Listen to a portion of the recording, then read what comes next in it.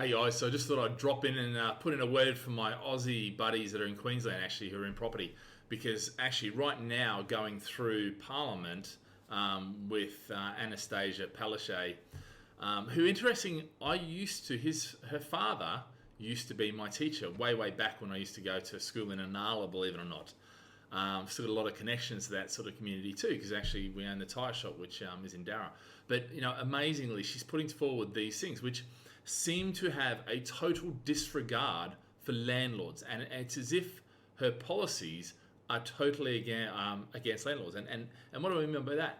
What I mean by that is that the stuff she's putting in, these COVID-19, special protections for residential tenant. The bottom line is what they are actually doing is passing the costs on to landlords and basically giving tenants free rein to do whatever the hell they want.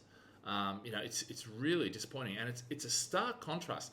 I've been really disappointed with Australia so far. Firstly, they chucked everyone onto the bread line, onto the welfare, without really any disregard or any regard for small business. Now they have subsequently changed that and reversed that, which is great. I have to say, UK landlords, and we understand we've got our own issues, and we've got our own issues with tenants who feel that they are entitled to, as opposed to what the actual law says. But in Queensland, it seems that the law actually says, so if you're a UK landlord and you're doing it tough, and there are people doing it tough, absolutely, but spare a thought for the Queensland landlords who, ultimately are going to foot the bill, it seems, for everything.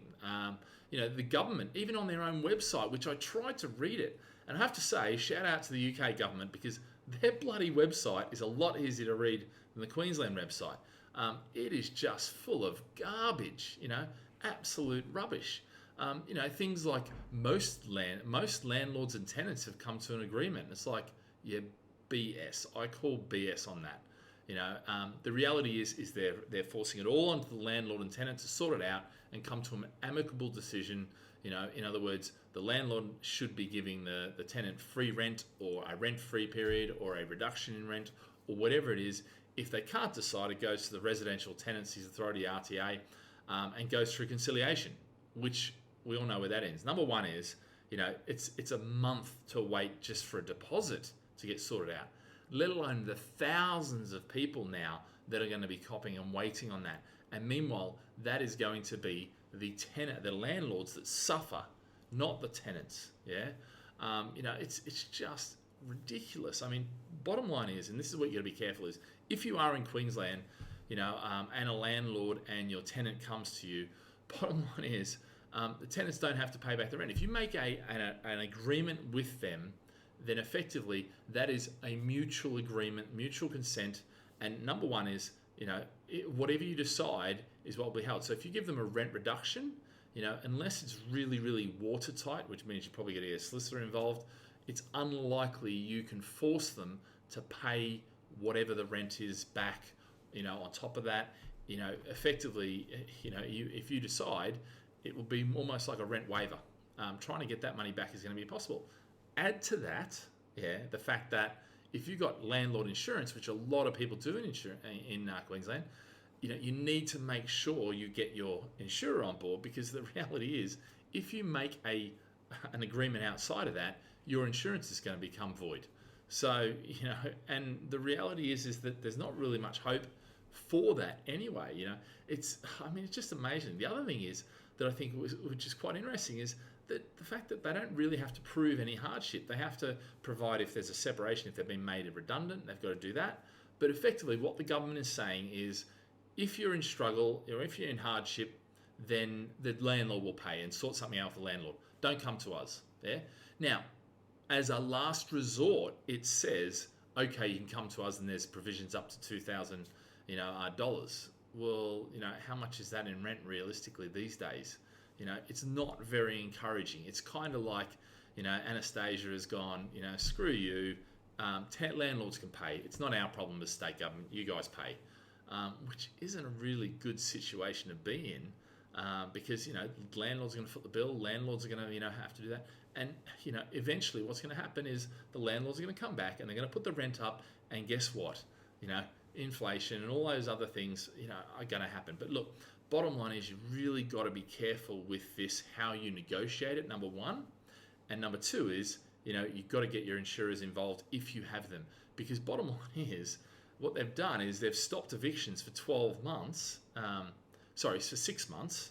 And no, I think it is for 12 months. Effectively they've given 12 months. So they've extended tenancies for 6 months. I mean, they're locking things down for a long time. So some of these decisions that are to be made, and there is a possibility here that it'll get thrown out, and hopefully it does get thrown out. And I think all landlords need to come together and get hold of the REIQ, go onto their website and actually, sign off and put your name to it, so that, some political force can go against this ridiculous state of affairs. I mean, I'm all for, working together and all that sort of stuff, but not when you're going to be losing money and you don't have any recourse. You don't have any say. I mean, they can refuse entry to the property unless it's an emergency. So, for instance, virtual viewings and all these sort of things. The other thing is, which I think is really, really unfair, is they can break the lease legally now with 7 days notice. In other words, here you go, I'm leaving in 7 days, see you later. And effectively, you can only claim that 7 days, nothing more. Obviously, you can still claim damages and things like that through the bond, but that's just ridiculous. Now, if you're in the UK, you'll start to see that some of the things that we've done in the UK are just in a stark contrast. The whole Keep the Rent Flowing campaign really does put us into a position where we can keep the rent ring out, because what's happened is the government said it's not the landlord's problem, it's not the tenant's problem. It's actually, as a government, it's our responsibility. So this is what we're doing. We're going to stoke up the benefits here. We're going to make sure that the rent keeps flowing. We're going to give you payment holidays here, and let's work this out. Yeah, but the tenancy still exists, all that sort of stuff, which is a much better way of doing it. And I really think that Annastacia needs to pull a friggin', I was going to say something out of her ass, but I won't say. I probably did say it anyway. I did say it anyway. Not to worry about that. She really needs to wake up to herself. I mean, I guess maybe this is a concern with the Labor government. Maybe this is a concern with this. I don't know. I think it's just she really is just a very poor leader, and this shows. It's just she's almost the Trump of Australia, would she be, in the way she's going? Well, it's not my problem. It's landlord's problem.